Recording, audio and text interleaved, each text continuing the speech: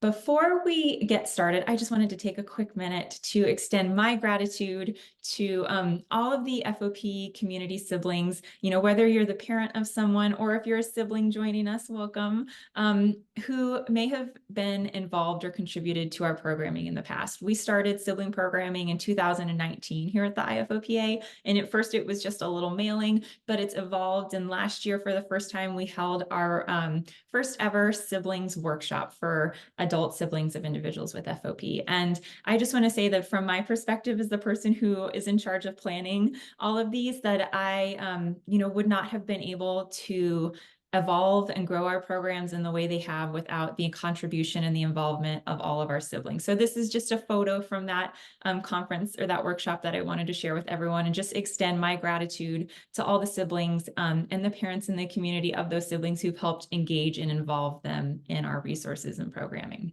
And now I'm gonna just quickly say thank you to Alicia and Sharon for joining me today, for joining our community today to continue this very important discussion. And Sharon, I am gonna hand it over to you as a member of the community to introduce yourself and conduct our interview with Alicia today.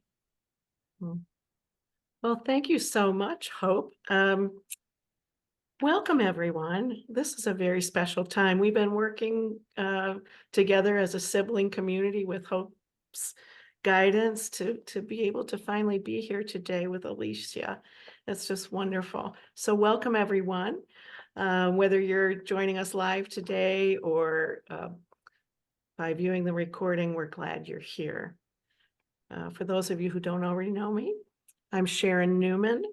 I'm a grief recovery specialist. I'm a senior program manager and an organizational consultant. But the most important reason that I'm here today is because I am a glass child. And I can't tell you how much it feels so good to me to be able to say that identity. We're going to learn a lot more about being a glass child today. Leading up to this event today, I've had a lot of communication from people who have described that this has caused them to really think about the roles in their family or their role as a professional. And I want you to know that beginning this discussion is the really wonderful way for us to begin to talk about those feelings we might not have addressed before, and to help those that we're helpers to understand them. I also want anyone who's dealing with FOP or rare disease, or because they've been diagnosed with it, and anyone in the family to know that, especially from the time that we were together, it was absolutely unanimous that we have as a paramount in our lives our love for our siblings who struggle with these diagnoses. Nothing changes that. We love them. We love our families. But it's so liberating and validating to know that there's time and space for us to share and acknowledge and validate what we've experienced. But today's program, just so you know, and just to remind you, we're going to be talking about mostly the parent role in a family with a high needs child. There's something in this program for all of us. And this discussion is much bigger than this 1 hour we're going to have today. And we are truly blessed that Alicia has made the time to be with us so personally today. As Hope pointed out, your questions are welcome throughout the program, and she'll funnel them to us, and I'll do my best to send them along to Alicia as part of our discussion. So without further ado, let's introduce our guest of honor today, a woman we admire and cherish as part of our community now. Gives me great pleasure to introduce Alicia Maples. Alicia has been a long-time successful entrepreneur, serving CEOs and sales teams at Fortune 500s, including Disney's Leadership Institute. Last year, she pivoted from her business to full-time consulting and advocacy for glass children around the globe. On a personal note, she is the oldest sister of two high needs brothers, one with severe nonverbal autism and one who was born with a terminal illness, who passed away when Alicia was only 11. Alicia is most well known for popularizing the term glass children in her TEDx talk. If you haven't seen that yet, you should watch that. So Alicia, welcome. It's so good to see you again. And thank you so much for the loving care that you gave all of us that special day we had together in Dallas at the family meeting. It was life-changing for all of us. Thank you. And please introduce yourself and tell us a little bit about glass children to get the topic going. Sure. So it's wonderful to see you too, and Hope, and to see everybody who is here and joining. And as we've said, this is all about you. So we want to make sure that we're answering your most pressing questions. So be sure to put those in the Q&A. This is awesome. It's awesome to be here. Hope and I have been talking about doing something for parents since 2019, and here it is finally happening. And it's great to be here with Sharon as well. So the term glass children is something that I unknowingly popularized when I gave a TEDx talk back in, goodness, 2010. I say all the time, never underestimate one moment of courage, because you just don't know what's going to happen with that years later. And here it is, it's gone viral. And there are families all over the world that are having conversations now about glass children, which makes me so happy, because this is an opportunity for healing, not only for littles, I call them littles, the little glass children, but also for adult glass children, and for every member of the family. Wonderful. Thank you so much. And it reminds me to say that it's never too early and never too late to open yourself up to learning about this subject and to seek healing and understanding in your relationships and for yourself. Tell me, can you talk a little bit about why it's important for parents to see their glass children, and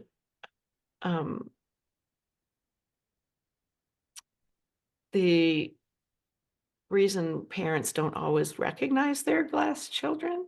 A little bit Sure. about that, maybe from your personal experience and your professional experience. Absolutely. So I'll start with the second question first. Mhm.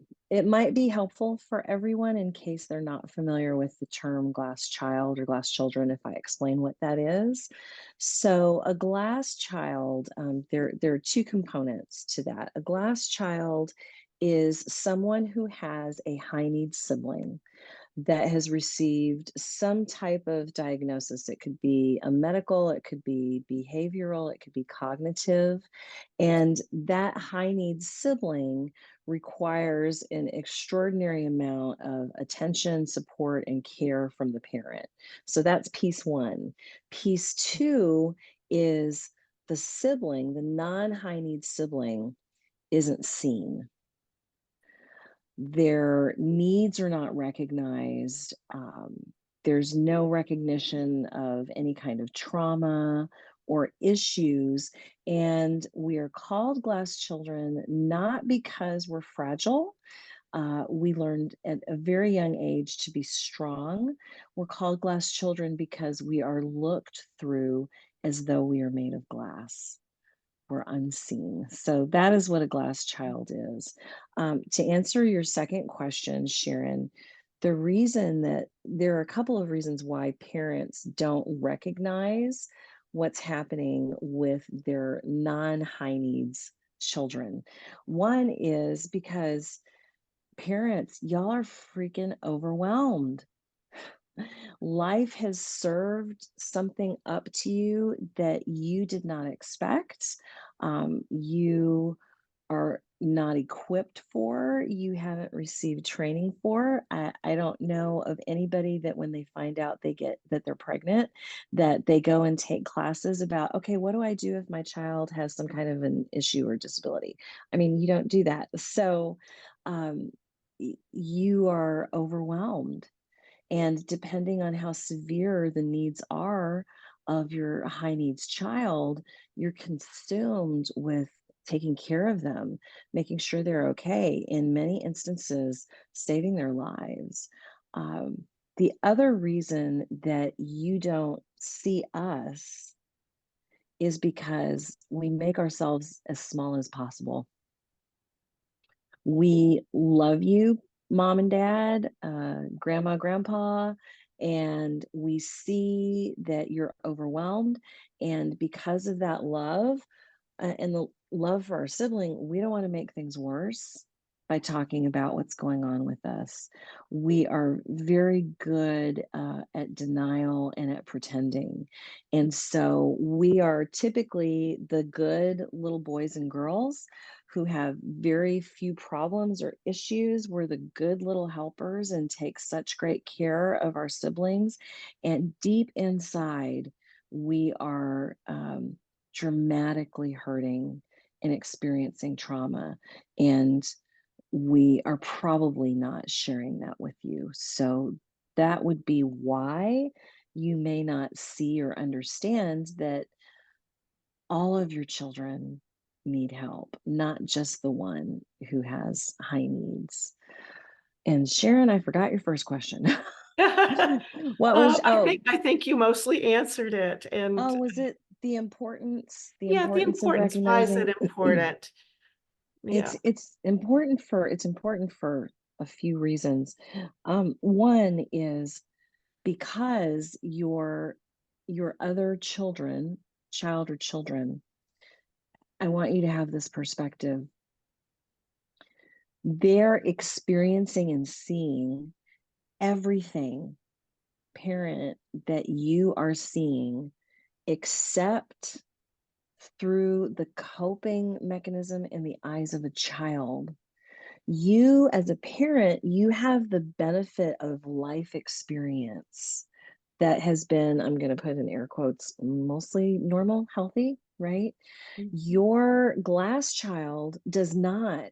They're experiencing everything that's happening in the home, the things that you see, the things that you're hearing, things you don't even see and hear, but through the eyes of a child. And that's causing trauma responses in them at a young age that, if they're not addressed, can lead to very serious mental health and behavioral issues in adulthood. So that's one reason. A second reason is, if you continue to not see your other children, there is going to be a lot of natural resentment, anger, frustration that can ultimately lead to your healthy children deciding to go no contact with you and their siblings, because they've endured and gone through so much and have been so invalidated that they decide that they're not going to have contact with you anymore. And I work with adult glass children and with parents who are experiencing this right now, and it's incredibly difficult on both sides. So if you want to have an ongoing healthy relationship with your other children as adults, it's very important that you're paying attention to their needs right now at whatever age they are. Oh, that is so true. I can remember, when the FOP bomb dropped on our family, and poor Nancy and my mom, they were gone from our home for over 40 days. And I hadn't thought a lot about it, but during those 40 days, my older brother, who was just an adolescent, was in charge of me, and it was just the two of us. And then, of course, because he was an adolescent, that lasted about not quite a week, and at 7 years old, I was by myself, getting That's a, myself ready for school, going to school. No one asked me how I was. yeah. And those kinds of experiences are happen for siblings, and continue with society supporting that with these kind of encouraging statements to the kids. Uh, be strong for your mom. Oh, you're Mm, such a good sister. mm. Those you're such a good daughter.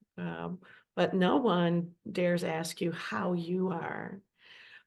So I have a better understanding now, and I do see that with my clients that I work with. Um, what about the categories of shared experiences Mm. of glass children? So you just shared one of them, which is abandonment.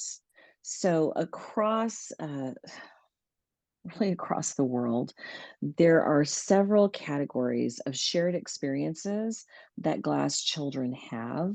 And you mentioned one of the biggies, which is abandonment. Um, Depending on what's going on with the high needs sibling, the glass child is abandoned. And it's not typically a planned thing. It's something that happens because there is an emergency. I remember speaking to an adult glass children over in Europe who her mother and her brother would go to another country for 5 or 6 months at a time, including on her birthdays and special occasions and during things that were important to her at school, but they were just gone. I talked to glass children, adult glass children, who share from an abandonment perspective that unexpectedly they'll be woken up in the middle of the night and dropped off at a neighbor's house or a friend's house or an aunt or an uncle's house, almost anybody's house, sometimes strangers' houses, because there are emergencies that come up and the parents leave. And this is one of the other difficulties I want to recognize with you parents, is that most often it's not two of you. Sometimes you're carrying the burden by yourself. And so that's really, it's a very difficult thing. But abandonment is one of the shared experiences. Another is, and I know this is true within the FOP community particularly, witnessed or vicarious medical trauma. So some examples, and excuse me as I look away from the camera because I'm going to read these to you, but when I was younger than 18, I witnessed my sibling having a traumatic medical event like a seizure, resuscitation, hemorrhaging. I witnessed my sibling receiving difficult medical treatment. Mhm. I heard my sibling scream in pain. When I was younger than 18, I was on high alert in case of my sibling's medical emergencies. When I was younger than 18, my caregivers did not talk to me about what I witnessed. I did not receive loving support about what I witnessed. I was unable to share my feelings about what I witnessed. Those are just two. I could share more, but I want to make sure that we have time for answering people's questions. Yeah, yeah. And when you talk about this, all of us who've been in this glass child experience go, mhm, mhm. Yeah. So we have resources now. As of today, everyone here knows that there are resources for you. Never too early, never too late.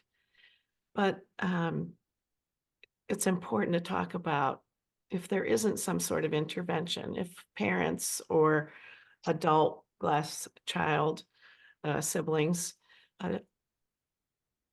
don't reach out, or there's no intervention during childhood, what happens? Mm, What can happen? Mhm. yeah. there's such a potential for serious and severe issues. So if you are not seeing your non-high needs child, Mhm.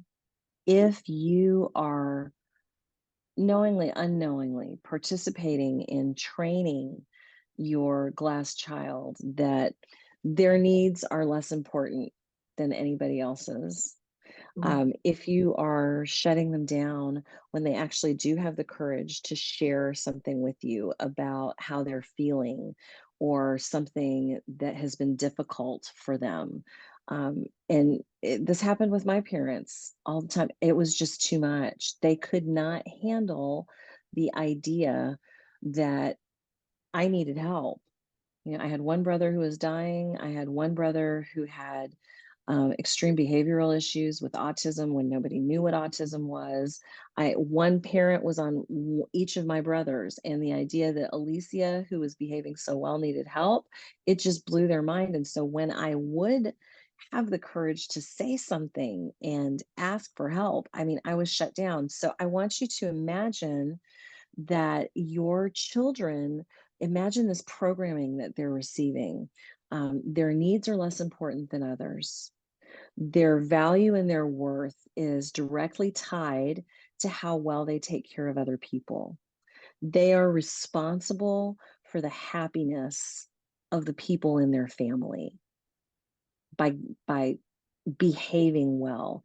Um, Difficult emotions are not allowed or are invalidated. So just imagine those four components. There are more, but just those four. In the malleable mind of a child, this is what they're learning. When they come to adulthood, it can lead to really serious consequences because they live out their programming. So if that's me, then let's just look at relationships. What kind of a person am I attracted to? If my programming is my needs aren't important, my job is to take care of everybody else, my value comes from making other people happy. I'm Mhm. attracted to people who need help. And most often, not just people who need help, but people who are incredibly unhealthy, who have issues around addiction, who are narcissistic, who are extremely codependent, people who are very happy to manipulate me and to continue this false idea of my needs are less important than theirs. It really sets up your adult glass children to get into relationships where they can be abused and taken advantage of. This leads to adult glass children feeling pervasive senses of unworthiness, failure, perfectionism to a fault, and even suicidal ideation. Does that Mhm. answer your question? It does, and I've seen that in my practice area too. And I'm so glad you're out there helping educate people out about this. It's not an easy subject to talk about, but I thank you so much. We did have a question from someone. Great. Um, so forgive me for looking away for a minute because I'm monitoring something here too to make sure I get all the texts from home.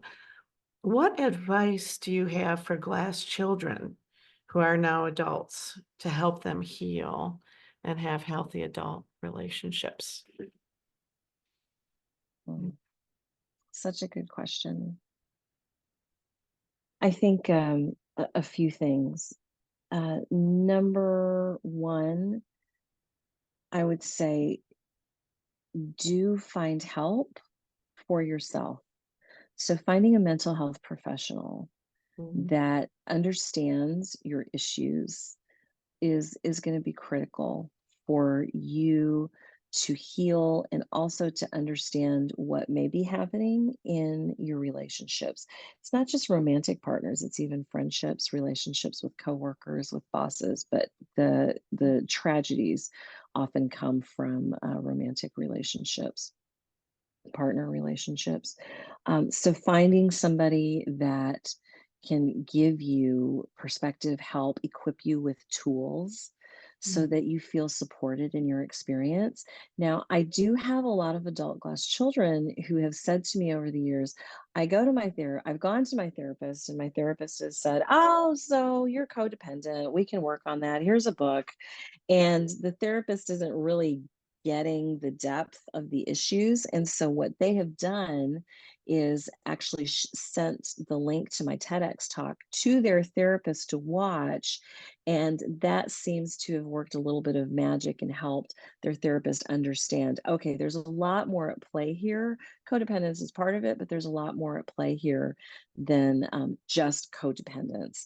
So I would say number one would be get some help. Make sure that you're seeing a mental health professional, because it's very difficult to try to heal alone.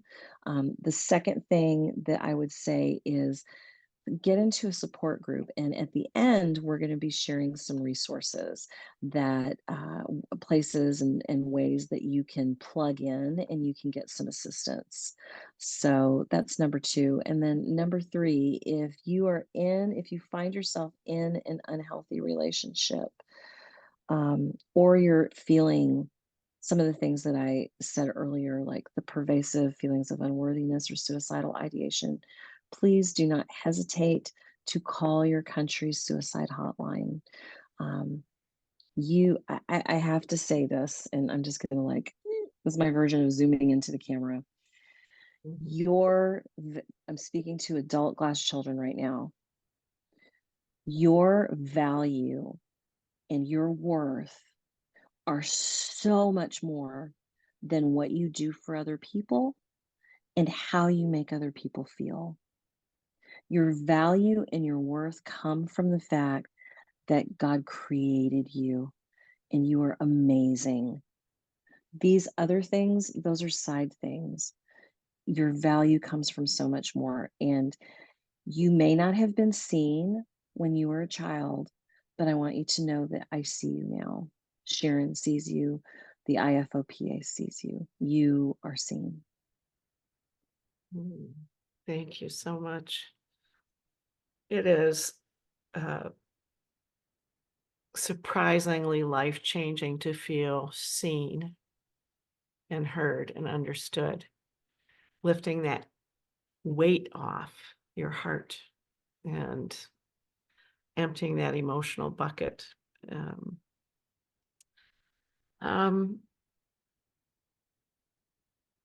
What advice? Oh,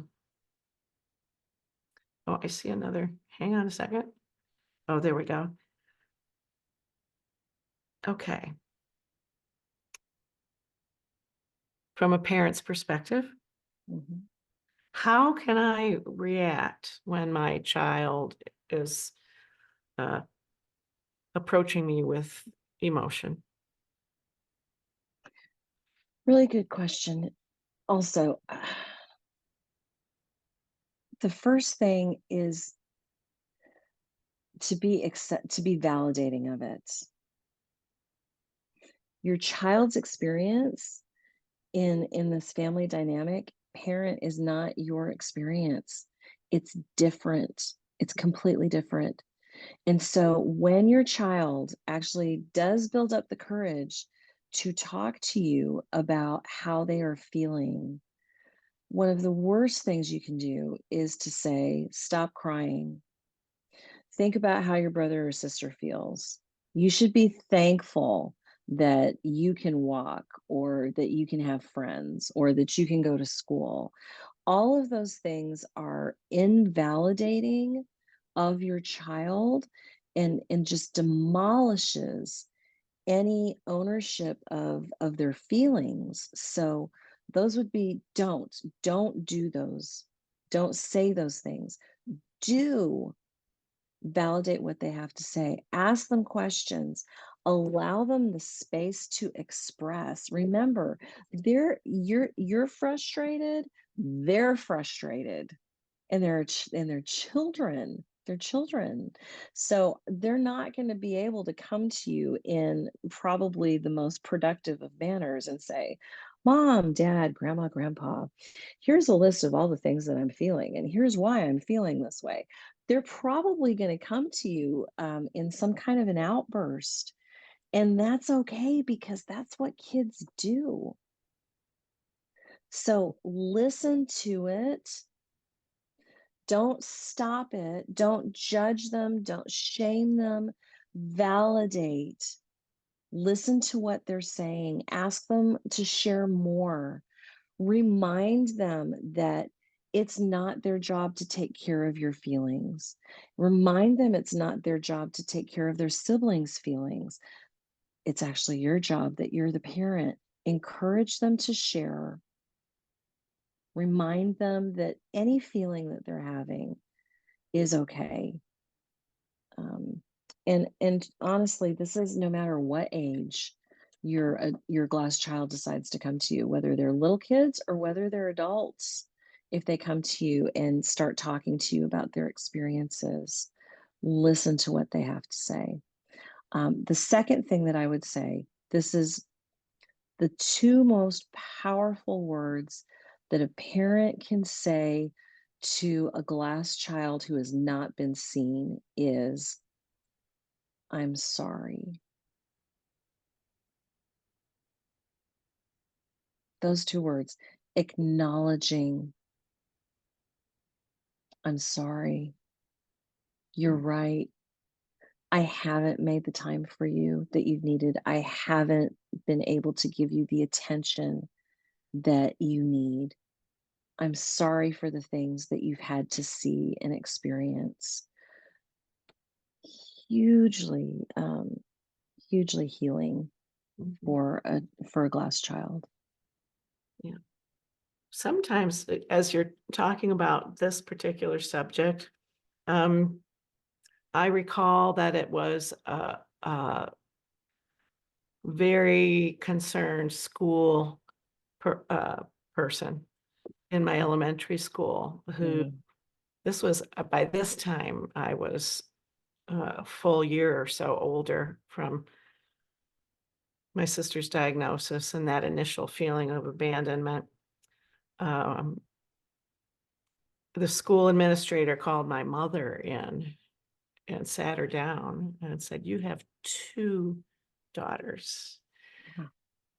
And that was the beginning of my mother's awareness. Oh my gosh. And it was the beginning of building a relationship with her.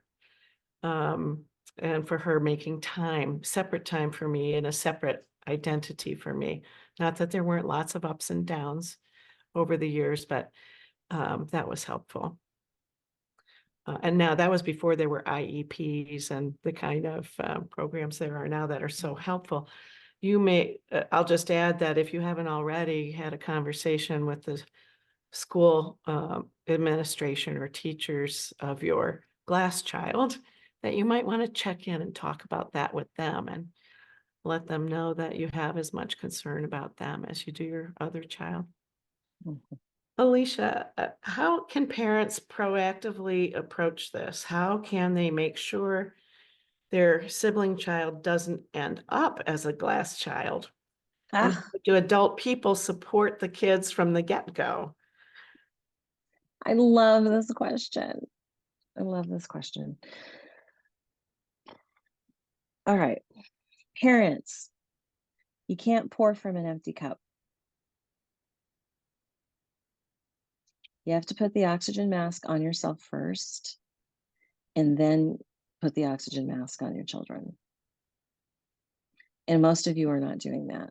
Most of you are in survival mode and you're putting the oxygen masks on your children. And in the meantime, you're getting ready to pass out. So you parents, it is vital that you are plugged in and getting as much support for yourselves and for your high needs child as you can, so that you have the bandwidth to give to your entire family. And that's to your marriage as well as to your glass children. So understanding what kind of support is out there for you is and your family is critical. I have to say this because I'm just remembering a conversation that I had with a parent, and he was sharing with me that his wife felt guilty. She felt that it was her fault, her gene pool's fault, that she gave birth to a high needs child. And so I also want to say, you got to stop with the guilt and the shame. That's not serving you. It's certainly not serving your family. The other thing that parents tend to do is they feel it's a matter of pride, but I'm going to call it unhealthy pride. I have to do this myself. I have to handle all of this myself. No, you don't, and you can't. It's not something that you're meant to bear alone. There is support that's out there for you. You've got to reach out to that. And listen, parents, it doesn't make you less of a parent if you have other people who are helping you. It actually makes you a wise parent to understand that you can't do all the things yourself. So let's start dispensing with guilt. Let's dispense with the shame, dispense with the idea that everything you have to do yourself. Another thing that I hear from parents is, well, I'm really embarrassed about the condition of my home because I don't have time to clean, or I'm embarrassed about the behavior of my high needs child. And so I don't want to bring people into this. There are professionals that have seen a lot worse than what's happening with you right now. So make sure that you're getting help for you. That's number one, that you're making full use of the resources available to your family. The second thing, and then you're going to be able to do these things that I'm talking about next, which are spend time alone with your non-high needs child. Make time just for them that has nothing to do with their sibling. Go to their sports activities, go to their school activities. Be there, show up for them. Listen to them. Take them out on date nights where it's just all about them. Reinforce, this is really important, reinforce to your glass child that you are the parent, they are not. Because they are feeling the responsibility of caring for everyone. It's being reinforced by family, it's being reinforced by community. They're hearing it everywhere. Okay. So remind your glass child consistently and continuously, you are the parent. It is your responsibility to take care of the sibling, not their. And avoid parentification, which is giving your glass child responsibilities that belong to an adult, such as giving a sibling medicine, putting them on high alert to watch out for medical issues, giving them things that they shouldn't bear that are really your job to do. Thank you. And I'm sure there's a much longer list than those big priorities. What about the adult glass child and the parent who have gone through the experience of an entire childhood without this intervention, without this relationship developing? How can a parent begin to establish a more meaningful relationship with an adult child who might be somewhat estranged or angry or otherwise. I'll share with you, Sharon, what some parents have said to me that has worked well in introducing the topic is they have sent their adult glass children my TEDx talk with a note that says, I'd really like to talk about this with you. Uh-huh. And that opens the door for communication. Parents, your adult glass child may not want to talk to you about it, but they'll be thankful for the attempt. Don't expect that just because you're ready to talk about it, that they're ready to talk about it, because there's a lot of hurt and healing. There's a lot of hurt that has happened and healing that needs to come. So that is a delicate way to broach the subject with your adult glass children and then see how they respond. Again, the two most powerful words that you can say are, I'm sorry. That's true. Thank you so much, Alicia. Mhm. What else is on your heart and mind as we've been talking this morning about the parent and glass child relationship? Well, in prep for today, I have reached out to a large community of adult glass children and said, what is it that you want parents to know? Give me a list of do's and don'ts for your parents or for any parents. And I think it would be helpful for parents, if that's okay, for me to go through some of the things on this list. So I'm going to look away from the camera and put on my glasses so that I can read just a couple of these because I know we're coming up against time. One of the don'ts: don't infantilize your high needs child. Infantilizing them is how you build resentment in a glass child. If you fail to do your due diligence as a parent to teach your high needs child the coping skills to help them navigate the world, then you fail to teach your high needs child how to treat people. You will pay dearly for it when your glass child grows up into an adult and wants nothing to do with their sibling and quite possibly with you. Here's another don't. Don't invalidate or ignore us when we bring up issues we are having with our siblings. We are very well aware of how our parents fight every day to get our high needs siblings the services they are entitled to get them the care they deserve, defend them from an ableist society, and do what they can to help our siblings live full and enriching lives. But sometimes when a glass child dares to bring up something that their sibling did to them that would be considered unacceptable if any other person had done it, parents can treat us like we are yet another obstacle that needs to be fought to protect our sibling. We are not your enemy. We are your children, and we deserve to be protected in our own home. But the reality is, we're not. Another piece of advice from adult glass children. This person says, I would tell them my story. I can't have children of my own because I spent so much time raising my parents' son. Let's think about that for a minute.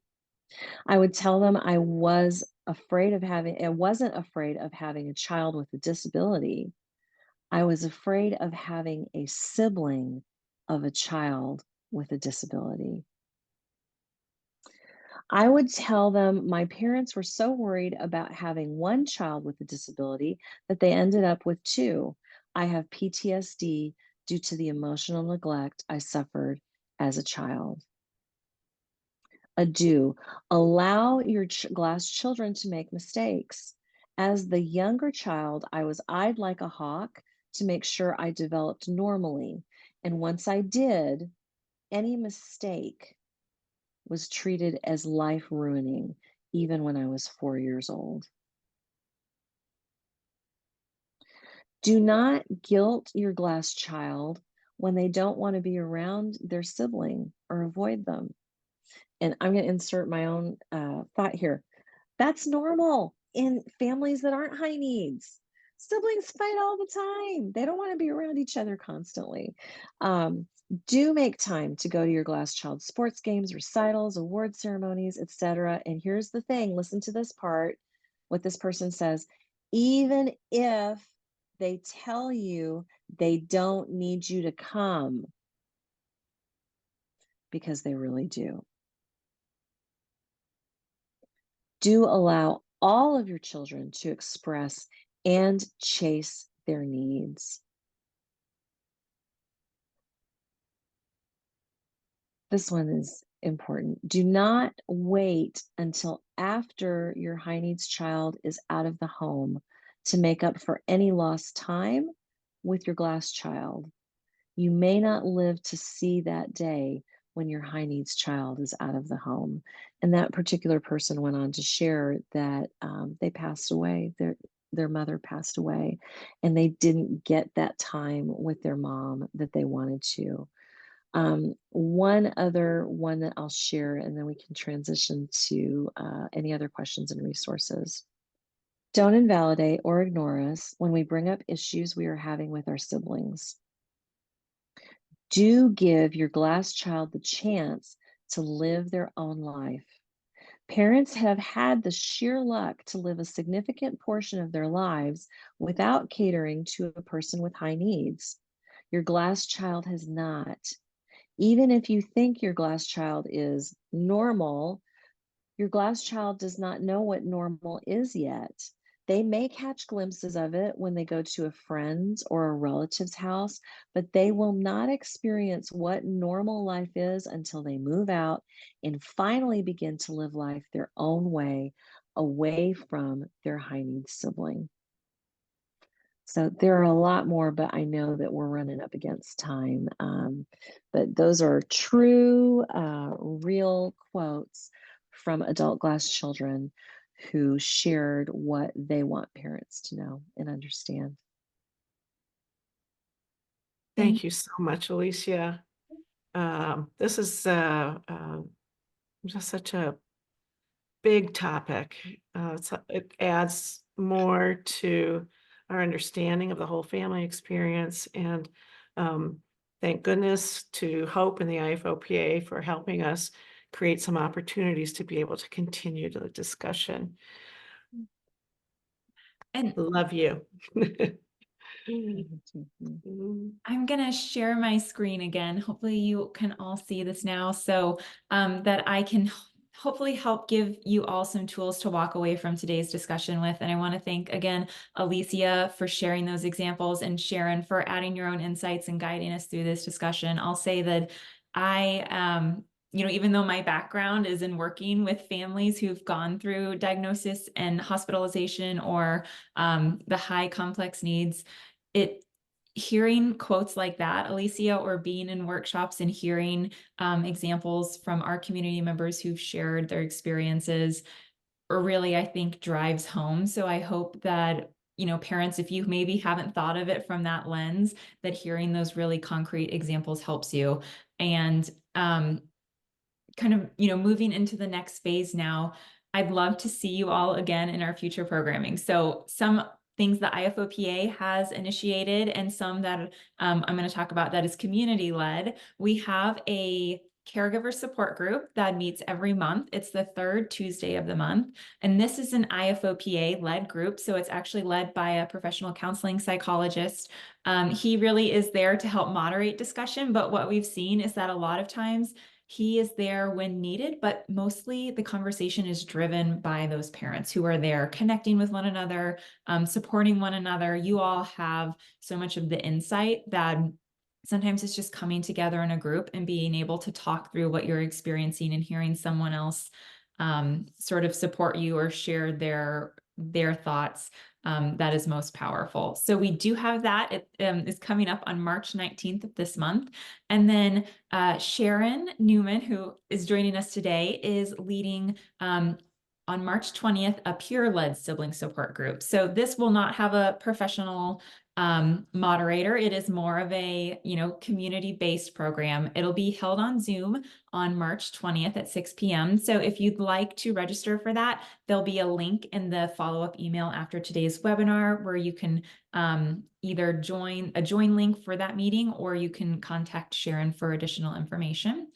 And then one of the things Alicia touched on, that we have a couple of other resources that complement, but the biggest one to help support our families in having that just physical in-person community support and connection is our FOP family gathering. So if you have children with FOP, glass siblings, yourself as a parent who just you think would benefit from being in person with other families, this year's event is going to be in Denver, Colorado this November. So please do mark your calendars. And we do have time where we have a pediatric childcare space that we call the Fun Zone. And it is open to both, of course, the siblings as well as the individual with FOP. But we do try to make a conscious effort to have some separate space in that Fun Zone so that our siblings can connect with one another away from the individual with FOP. And then in addition to these larger community events, I know some people aren't ready to be in a big group or to have that volume or that quantity of support. They maybe just want to start with one other person. So we do facilitate direct one-to-one mentoring. And if you want to reach out to me after today's program, I'm happy to work with you to find out maybe what kind of person you'd like to connect with to help just be an individual support to you in this journey. But we do have 2 other educational programs coming up. So these are going to be webinars as well. The first one is really focusing on strengthening your support system. So we heard Alicia talk about filling your cup first as a parent. And one of the ways that a lot of people do that is through having a team or a village. I'm sure we've all heard the term, it takes a village to support them. And not only caring for their child with a diagnosis, but in supporting their entire family, including the sibling. And so we are going to have a presentation on this next Monday, March 18th. It's really going to walk you through, why this is important, more of hopefully helping everyone understand the benefits to it, but then also what are some of the skills or the avenues to explore and the different spaces within our community where we can create the support network. Alicia also talked about how trauma is just I think in some cases, an unavoidable part of having a child with high needs, whether it is that child's trauma or witnessed child trauma of a sibling or the parental trauma. I know, Alicia, you've also come to this conversation with the understanding that parents themselves are experiencing trauma. Right. So it really does impact the entire family. And we want to help parents understand, the different types of trauma that our children can experience, not just the individual with FOP, but their siblings as well, and how you can support your child through that trauma. And it circles back, of course, to what Alicia has mentioned, which is that how you as a caregiver can support yourself to be able to provide that support for your children. So really the full circle, something for all members of the family in this 2-part series that we're doing next month in April. But there are a few sibling-specific resources that I just wanted to touch on. These aren't things that maybe necessarily you as the parent will resonate with as much or be able to benefit from, but there is an organization called the Sibling Support Project. They are dedicated to the lifelong, ever-changing concerns of brothers and sisters of people with special needs. So their sib shops are hosted throughout the world, really, and they're an opportunity for siblings to connect with other siblings, have fun and play games, and talk about the good and not so good parts of having a sibling with special need. So these are sort of local groups that hopefully you can find in your area. I'll include these links in the follow-up email. And then there is also a This one is probably more relevant to adult siblings. There is a impact report that talks about the impact of rare diseases on the sibling experience. And I found that this can be a really validating tool, not only listening to what Alicia and Sharon have shared, but also being able to read some of the very limited research and literature that is available out there about what we know about the impact of being a sibling of someone with a higher complex needs.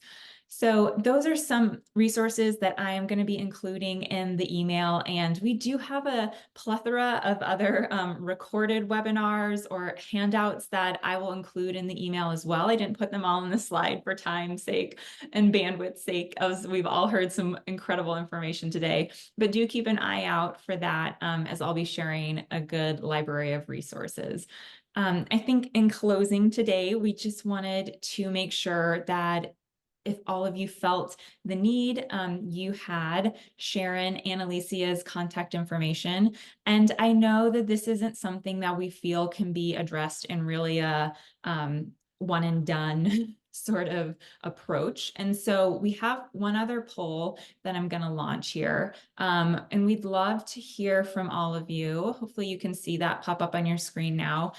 What you feel like you would need or like to see in terms of follow-up support. So would you be interested in participating in a follow-up session on this topic? And there's a couple of different answers there that you can choose from. So I'll just give folks a minute. And then we'll really, myself as the Family Services Manager who kind of takes the lead on this, will be digesting this information and working with Alicia and Sharon to make sure that we're able to follow up with all of you about your needs. So thank you to everyone. I think that is kind of just checking to make sure I gave everyone a chance to answer that poll before I close it. But I think that is everything that we had planned for today. So I didn't see any more questions come in as I was kind of going through those resources. But I would just love to end with a word of gratitude for, of course, all of our attendees who I understand that this is a very emotionally kind of charged topic. So it can be, a big lift maybe to join the conversation, but thank you for being here today, for engaging in our programs and utilizing the resources we're bringing to the stage. And then Alicia and Sharon, thank you so much both for joining us. Do you have any words you want to say in closing? Go ahead, Sharon. Just thank you everyone for joining the conversation, and know that we're thinking of you and we love all of you. And we're here together as a group or individually anytime. The thing that I want to say, in addition to thank you and thank you to the IFOPA, I think this organization is amazing. They recognize that family support doesn't just mean taking care of parents and taking care of the person affected with FOP, but they recognize it means taking care of everyone. So I'm very grateful to be connected to the IFOPA. And in closing, the last thing I would say is, I see you. Thank you. Well, we hope that we will see all of you again at a future program.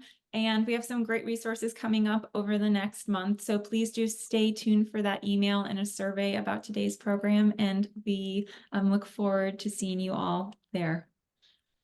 Thanks, everyone. Thank you.